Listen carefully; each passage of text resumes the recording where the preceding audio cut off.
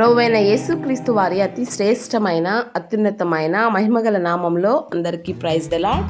ఈరోజు దేవుని వాక్యము, పరిశుద్ధ స్థలంలో నుండి ఆయన నీకు సహాయము చేయునుగాక, సియోన్లో నుండి నిన్ను ఆదుకొనుగాక.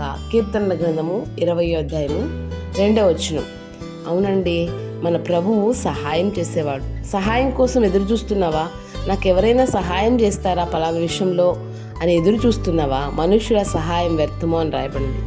కానీ ప్రభు మీద నువ్వు ఆధారపడితే, యేసయ్యా నాకు సహాయం చేయయ్యా, పలానా అక్కర నాకు తీర్చయ్యా, పలానా అవసరత నాకు తీర్చయ్యా అని ప్రభు మీద నువ్వు ఆధారపడితే ఖచ్చితంగా ఆయన నీకు సహాయము చేయడానికి సిద్ధంగా ఉన్నాడు. నిన్ను ఆదుకునేదానికి సిద్ధంగా ఉన్నాడు.